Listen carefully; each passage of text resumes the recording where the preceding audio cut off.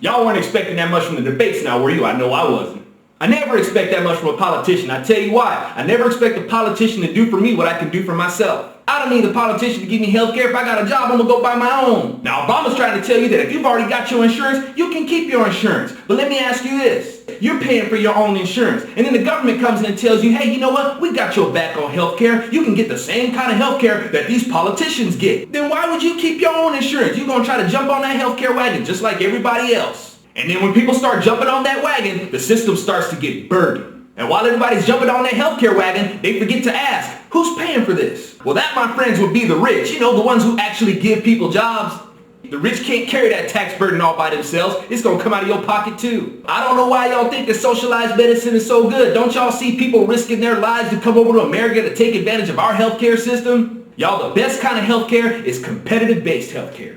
It's very simple, y'all. If I'm offering coverage, I want your business. I'm going to try to give you the best coverage at the lowest cost. Because I don't want you to go across the street and do business with the other guy. And the other guy's thinking the same thing. So they're going to try to provide the best coverage. And they're going to try to give you the best deal. Now let me put that in Diddy terms for you. Let's say you a crackhead, and I'm a crack dealer. I'm going to give you that good crack. I ain't going to cut it with as much. I'm going to hook you up with a good price, and I won't even make you suck my... Dang, that sounds like a much better deal than the one I would have got on the other side of the hood. Obama's trying to scare you and make you mad about the economic policies that George Bush had for the last 8 years. Past 8 years, y'all, Obama's about to implement a socialistic economic plan that has failed nations for generations. He's going to bring change, y'all, but he ain't going to bring anything new. He's going to bring the exact same thing that people from around the world run from. Y'all are talking about how you're sick of the last 8 years of George Bush. Hey, I'm sick of the last 8 years of Democrats sticking their foot out to trip George Bush and then accuse him of falling. Well, if socialism is so bad, then how come the economies of these nations aren't crashing right now? Y'all, their economy sustains because they do the exact same thing that Obama and the rest of the Democrats say won't work.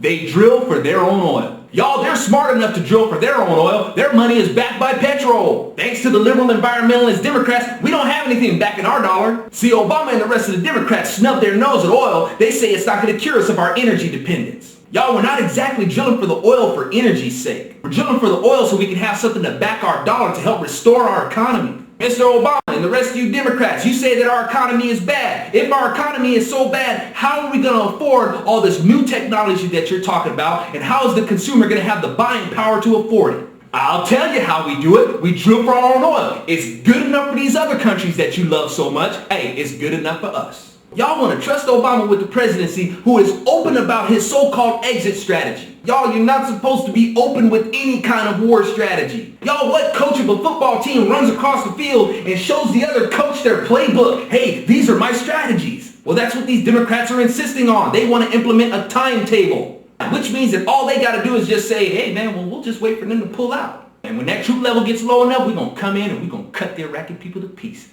The Democrats are saying that our troops are having too hard of a time with dealing with the terrorists. They say it should be the responsibility of the Iraqi forces to take care of them. Really? If our American forces are having a hard time with the terrorists, what are the Iraqi forces going to do? They and the Iraqi people are going to get slaughtered, and then the terrorists are going to regroup and they're going to come back after us.